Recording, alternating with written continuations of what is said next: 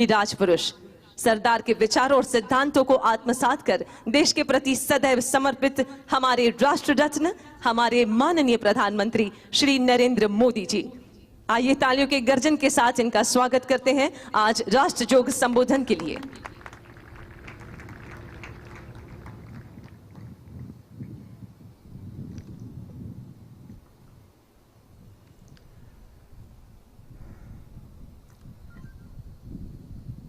हम सब ने अभी लौह पुरुष सरदार वल्लभ भाई पटेल की दूरदृष्टि से भरी हुई वाणी प्रसाद के रूप में प्राप्त की। मेरी बात बताने से पहले मैं आप सबसे भारत माता की जय का जयघोष कराऊंगा और आप सबसे मेरा आग्रह है, यूनिफॉर्म वाले सभी जवानों से भी आग्रह है और दूर दूर पहाड़ियों पर बैठे मेरे आदिवासी भाइयों बहनों को भी मेरा आग्रह है कि एक हाथ ऊपर करके पूरी ताकत से सरदार साहब का स्मरण करते हुए हम भारत माता की जय का घोष करेंगे। मैं 3 बार करवाऊंगा। पुलिस बेड़े के वीर बेटे बेटियों के नाम भारत माता की। कोरोना के समय में सेवारत कोरोना वॉरियर्स के नाम भारत माता की। आत्मनिर्भरता के संकल्प को सिद्ध करने में जुटे कोटि कोटि लोगों के नाम भारत माता की।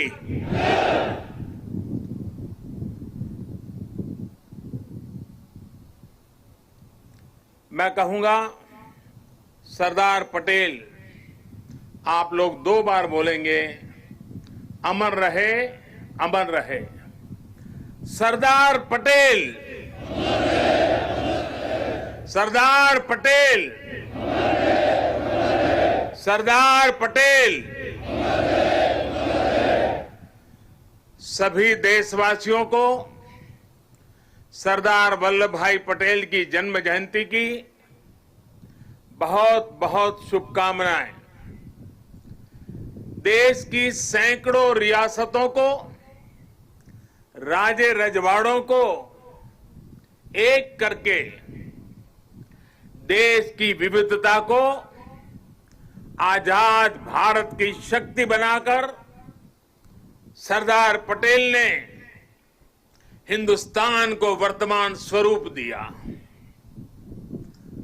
2014 में हम सभी ने उनके जन्मदिन को भारत की एकता के पर्व के रूप में मनाने की शुरुआत की थी।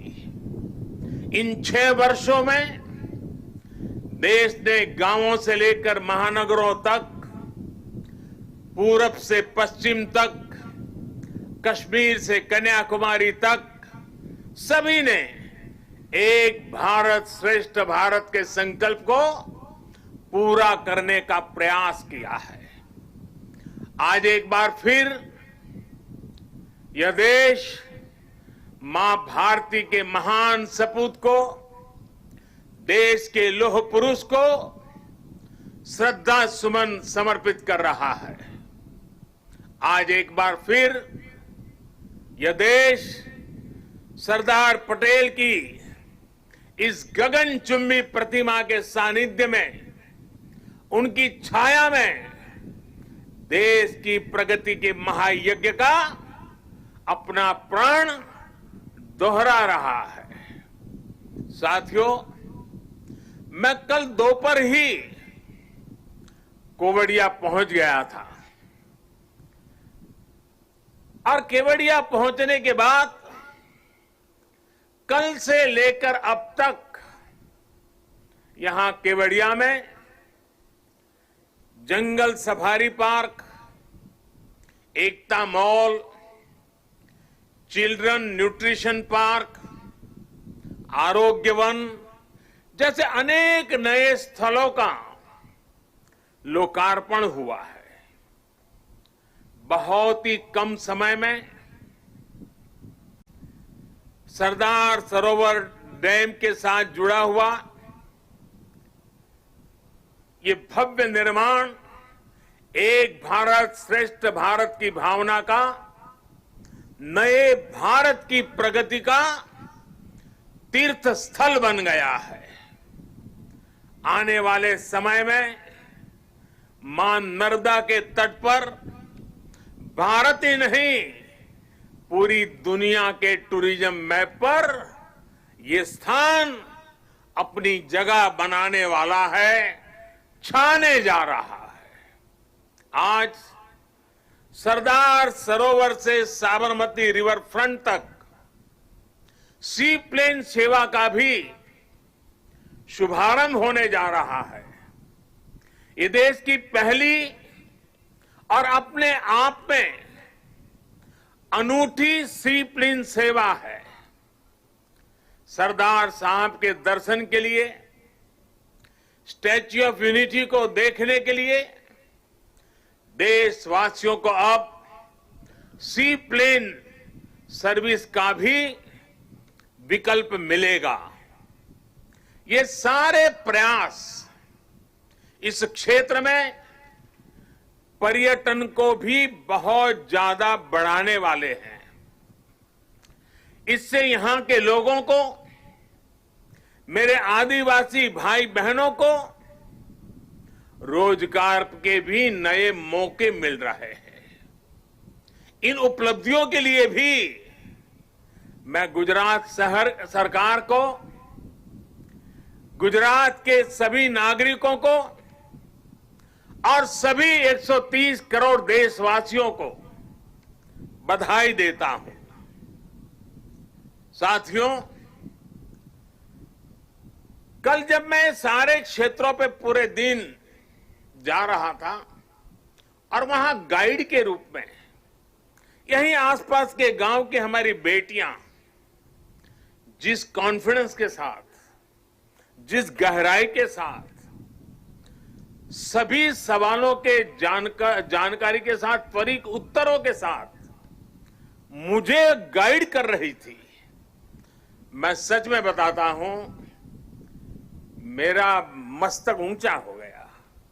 मेरे देश की, गांव की आदिवासी कन्याओं का ये सामर्थ्य, उनकी एक क्षमता अभिभूत करने वाली थी। मैं उन सभी बच्चों को इतने कम समय में उन्होंने जो महारत हासिल की है और इसमें एक नया, एक प्रकार से एक्सपर्टाइज को जोड़ा है, प्रोफेशनलिज्म को जोड़ा है, मैं उनको भी आज हृदय से मेरी इन आदिवासी बेटियों को बहुत बहुत बधाई देता हूं। साथियों, ये भी अद्भुत संयोग है कि आज ही महर्षि वाल्मीकि जयंती भी है।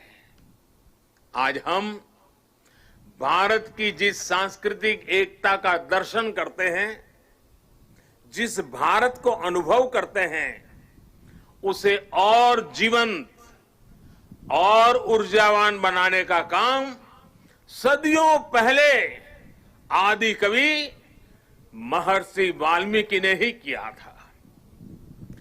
भगवान राम के आदर्श, राम के संस्कार अगर आज भारत के कोने कोने में हमें एक दूसरे से जोड़ रहे हैं, तो इसका बहुत बड़ा श्रेय भी महर्षि वाल्मीकि जी को ही जाता है।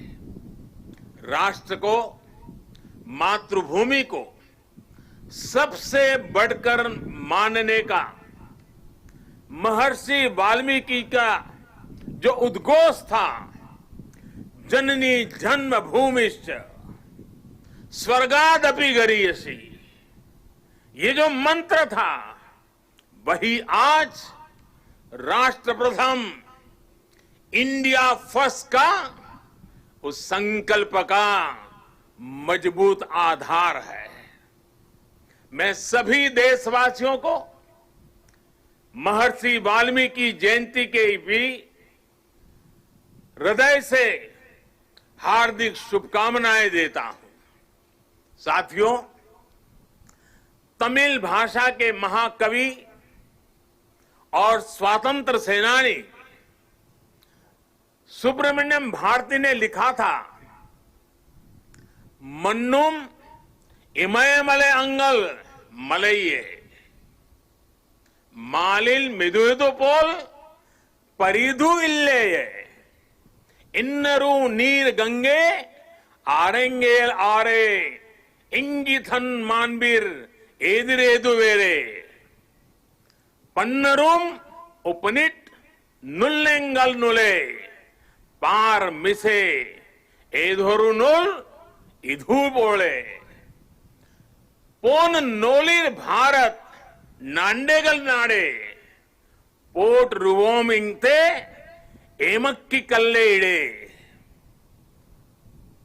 सुब्रमण्यम भारती जी की जो कविता है उसका भावार्थ हिंदी में जो मिलता है, दूर सुदूर क्षेत्रों के बारे में जो वर्णन है वो भी इतना ही प्रेरक है। सुब्रमण्यम भारती जी ने जिस भाव को प्रकट किया है, दुनिया की सबसे पुरातन भाषा तमिल भाषा में किया है, और क्या अद्भुत मां भारती का वर्णन किया है। सुब्रमण्यम भारती जी के उस कविता के भाव है, चमक रहा उत्तुंग हिमालय, चमक रहा उत्तुंग हिमालय, यह नगराज हमारा ही है। जोड़ नहीं धरती पर जिसका, जोड़ नहीं धरती पर जिसका, वह नगराज हमारा ही है। नदी हमारी ही है गंगा, प्लावित करती मधुरस धारा, बहती है क्या कहीं और भी ऐसी पावन कलकल धारा। सम्मानित जो सफल विश्व में, सम्मानित जो सफल विश्व में, महिमा जिनकी बहुत रही है। अमर ग्रंथ वे सभी हमारे, अमर ग्रंथ वे सभी हमारे, उपनिषदों का देश यही है। गाएंगे यश हम सब इसका, गाएंगे यश हम सब इसका, यह है स्वर्णिम देश हमारा। आगे कौन जगत में हमसे, गुलामी के कालखंड में भी सुब्रमण्यम भारती जी का विश्वास देखिए, वो भाव प्रकट करते हैं, आगे कौन जगत में हमसे, आगे कौन जगत में हमसे, यह है भारत देश हमारा, यह है भारत देश हमारा। भारत के लिए इस अद्भुत भावना को आज हम यहां मां नर्मदा के किनारे सरदार साहब की भव्य प्रतिमा की छांव में और करीब से महसूस कर सकते हैं। भारत की यही ताकत हमें हर आपदा से, हर विपत्ति से लड़ना सिखाती है और जीतना भी सिखाती है।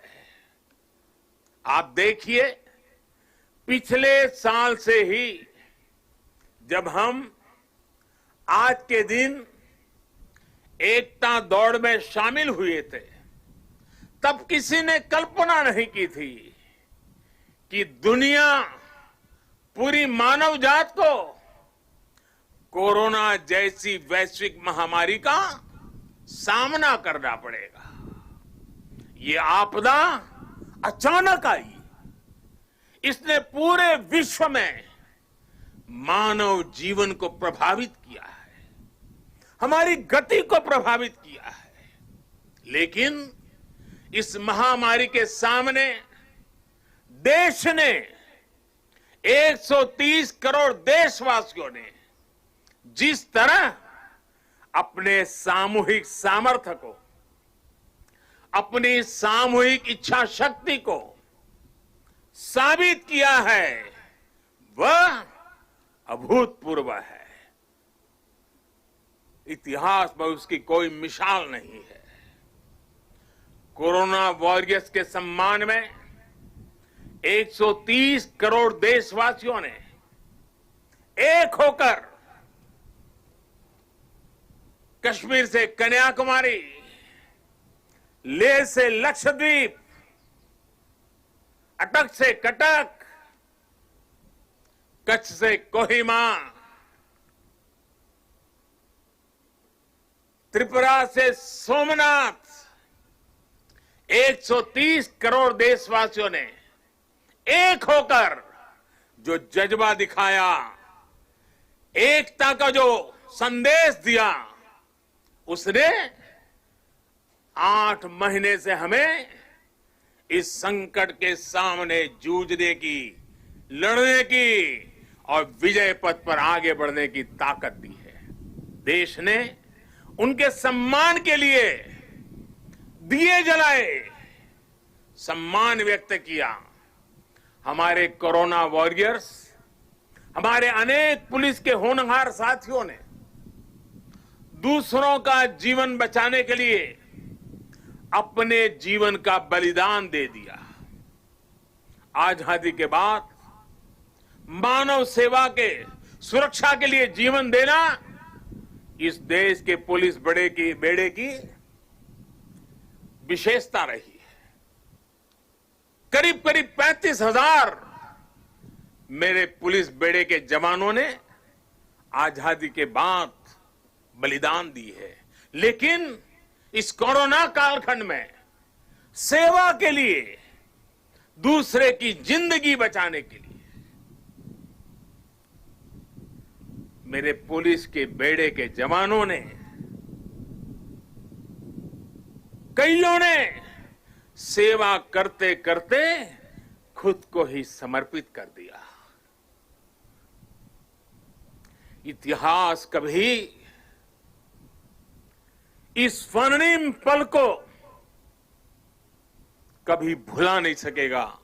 और पुलिस बेड़े के जवानों को ही नहीं, 130 करोड़ देशवासियों को पुलिस बेड़े के वीरों के एक समर्पण भाव को हमेशा नतमस्तक होने के लिए प्रेरित करेगा।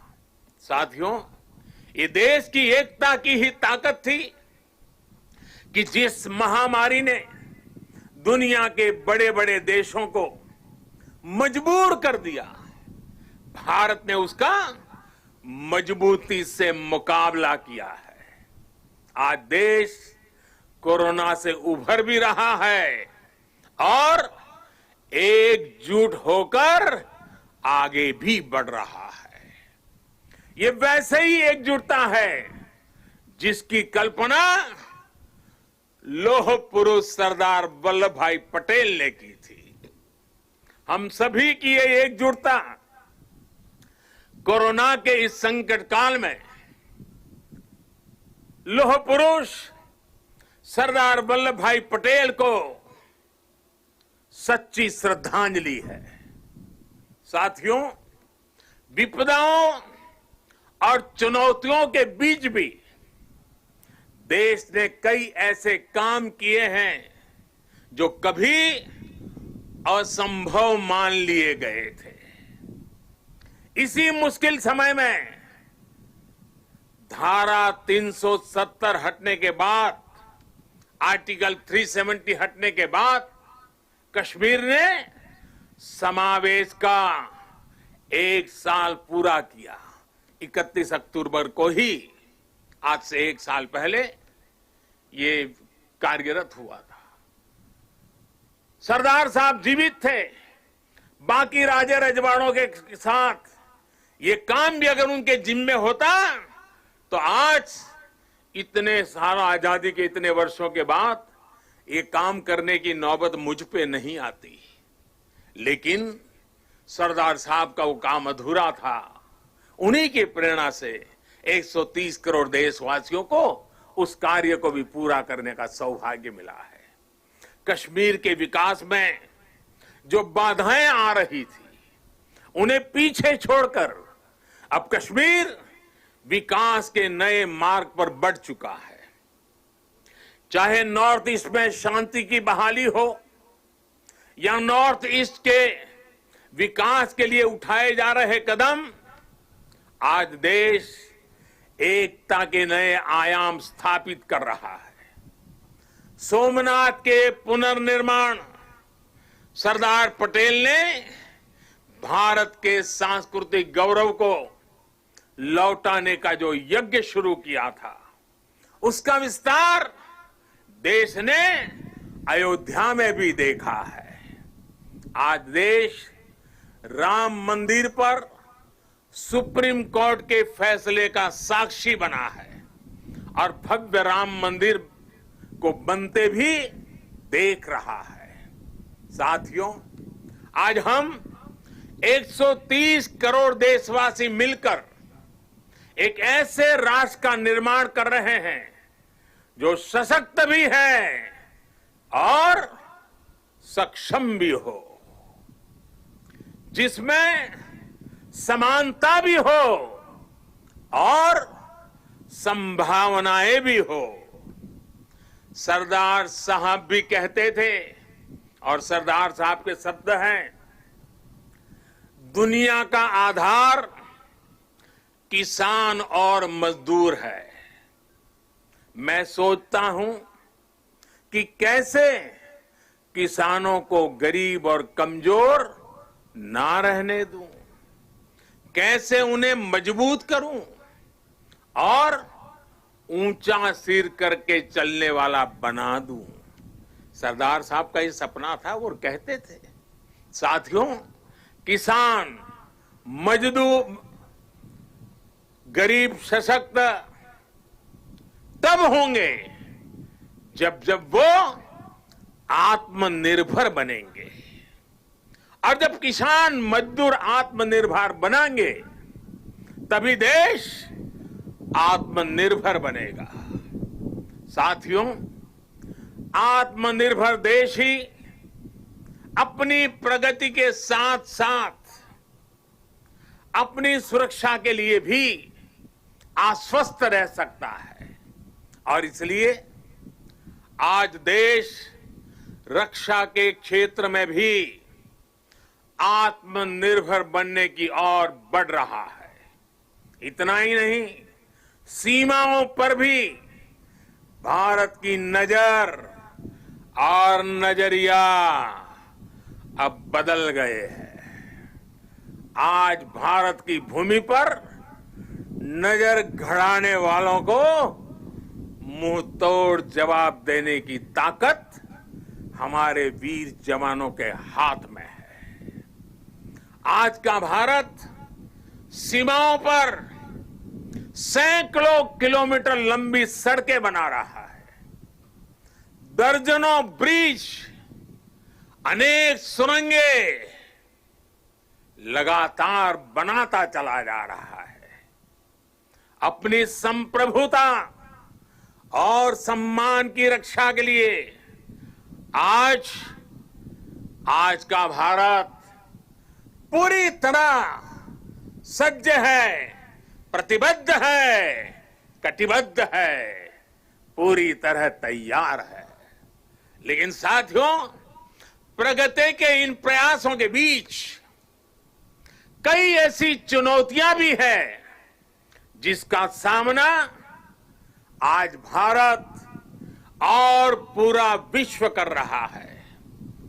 बीते कुछ समय से दुनिया के अनेक देशों में जो हालात बने हैं, जिस तरह कुछ लोग आतंकवाद के समर्थन में खुल करके सामने आ गए हैं, वो आज मानवता के लिए, विश्व के लिए, शांति के उपासकों के लिए एक वैश्विक चिंता का विषय बना हुआ है। आज के माहौल में दुनिया के सभी देशों को, सभी सरकारों को, सभी पंथों को आतंकवाद के खिलाफ एकजुट होने की सबसे ज्यादा जरूरत है। शांति, भाईचारा और परस्पर आदर का भाव ही मानवता की सच्ची पहचान है। शांति, एकता और सद्भाव वही उसका मार्ग है। आतंकवाद, हिंसा से कभी भी किसी का कल्याण नहीं हो सकता। भारत तो पिछले कई दशकों से आतंकवाद का भुक्तभोगी रहा है, पीड़ित रहा है। भारत ने अपने हजारों वीर जवानों को खोया है, अपने हजारों निर्दोष नागरिकों को खोया है, अनेक माताओं के लाल खोए हैं, अनेक बहनों के भाई खोए हैं। आतंक की पीड़ा को भारत भली भांति जानता है। भारत ने आतंकवाद को हमेशा अपनी एकता से, अपनी दृढ़ इच्छा शक्ति से जवाब दिया है। आज पूरे विश्व को भी एकजुट होकर हर उस ताकत को हराना है जो आतंक के साथ है, जो आतंकवाद को बढ़ावा दे रही है। साथियों, भारत के लिए तो एकता के मायनों का विस्तार हमेशा से बहुत ज्यादा रहा है।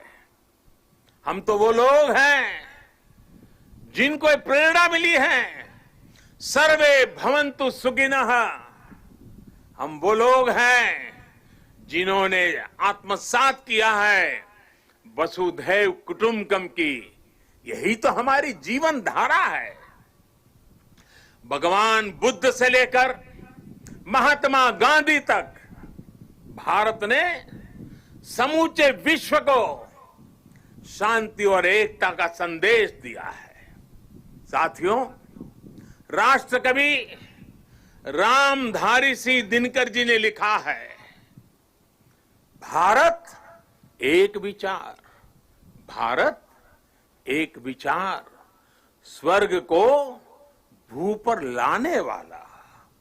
भारत एक विचार, स्वर्ग को भू पर लाने वाला। भारत एक भाव, भारत एक भाव जिसको पाकर मनुष्य जगता है। भारत एक भाव जिसको पाकर मनुष्य जगता है। हमारी ये राष्ट्र हमारे विचारों से, हमारी भावनाओं से, हमारी चेतनाओं से, हमारे प्रयासों से हम सबसे मिलकर ही बनता है। और इसकी बहुत बड़ी ताकत भारत की विविधता है। इतनी बोलियां, इतनी भाषाएं, अलग अलग तरह के परिधान, खान पान, रीति रिवाज, मान्यताएं, ये किसी और देश में मिलना मुश्किल है। हमारे वेद वाक्यों में भी कहा गया है, जन्म बिभ्रति बहुधा विवाचसम, नाना धर्माणम पृथ्वी यथोकसम, सहस्त्रम धारा द्रविणस्य में, दुहा ध्रुवेव धनुरन प्रस्फुरंती। अर्थात हमारी ये मातृभूमि अलग अलग भाषाओं को बोलने वाले, अलग अलग आचार विचार व्यवहार वाले लोगों को एक घर के समान धारण करती है। इसलिए हमारी ये विविधता ही हमारा अस्तित्व है। इस विविधता में एकता को जीवंत रखना ही राष्ट्र के प्रति हमारा कर्तव्य है। हमें याद रखना है कि हम एक हैं तो हम अपराजेय हैं। हम एक हैं तो हम असाधारण हैं। हम एक हैं तो हम अद्वितीय हैं। लेकिन साथियों, हमें ये भी याद रखना है कि भारत की ये एकता, ये ताकत दूसरों को खटकती भी रहती है। हमारी इस विविधता को ही वो हमारी कमजोरी बनाना चाहते हैं।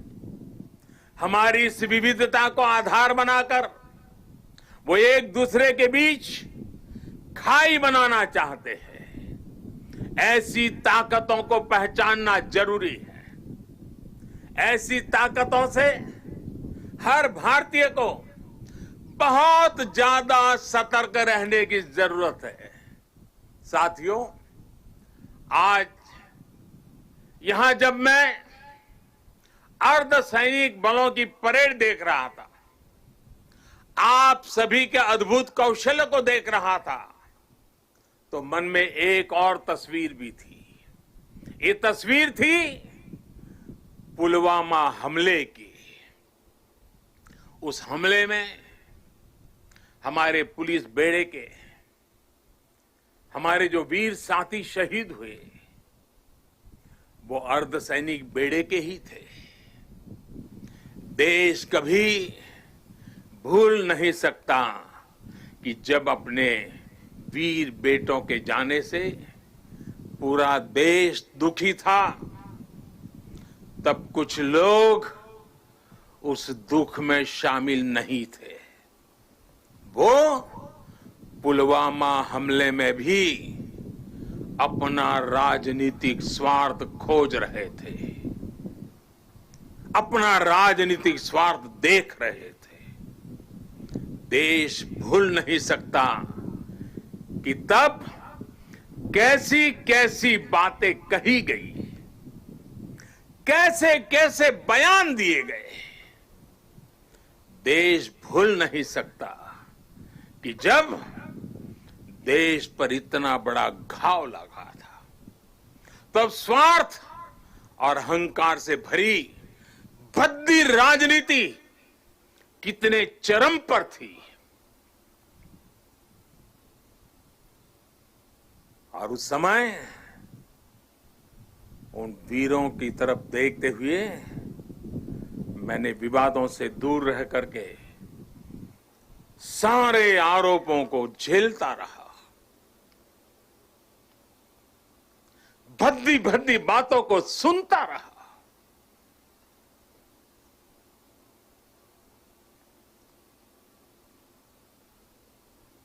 मेरे दिल पर वीर शहीदों का गहरा घाव था।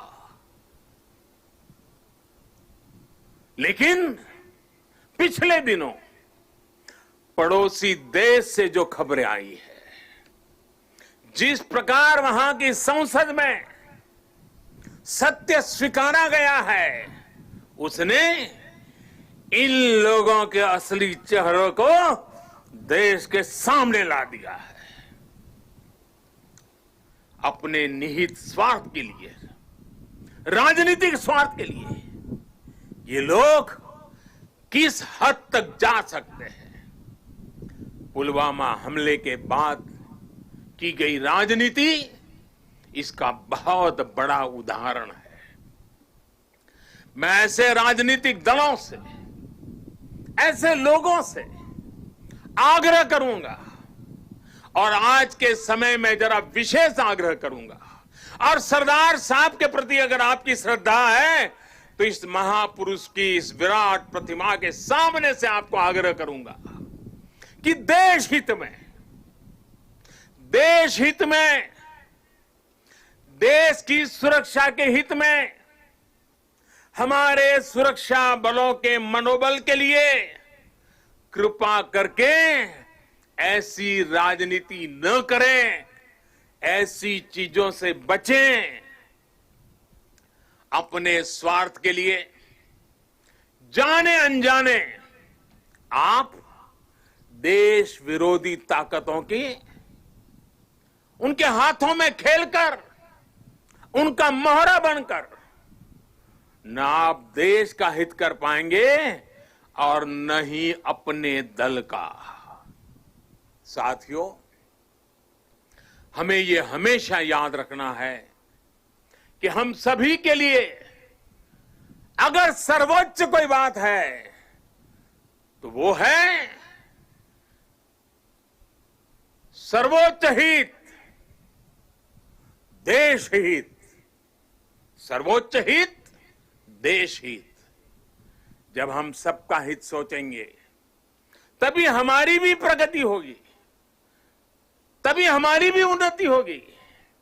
भाइयों और बहनों, आज अवसर है कि इस विराट भव्य व्यक्तित्व के चरणों में हम उसी भारत के निर्माण का संकल्प दोहराएं जिसका सपना सरदार वल्लभ भाई पटेल ने देखा था। एक ऐसा भारत जो सशक्त होगा, समृद्ध होगा और आत्मनिर्भर होगा। आइए इस पावन अवसर पर हम फिर से राष्ट्र के प्रति अपने समर्पण को दोहराएं। आइए सरदार पटेल के चरणों में नतमस्तक होकर हम ये प्रतिज्ञा लें कि देश का गौरव और मान बढ़ाएंगे, इस देश को नई ऊंचाइयों पर ले जाएंगे। इसी संकल्प के साथ सभी देशवासियों को एकता पर्व की एक बार फिर से बहुत बहुत शुभकामनाएं देता हूं। आदरपूर्वक सरदार साहब को नमन करते हुए, श्रद्धापूर्वक सरदार साहब को श्रद्धांजलि देते हुए मैं देशवासियों को वाल्मीकि जयंती की शुभकामनाएं, सरदार साहब की जयंती की शुभकामनाओं के साथ मेरी वाणी को विराम देता हूं। बहुत बहुत धन्यवाद। बहुत बहुत धन्यवाद माननीय प्रधानमंत्री श्री, आपका तहे दिल से आभार प्रकट करते हैं।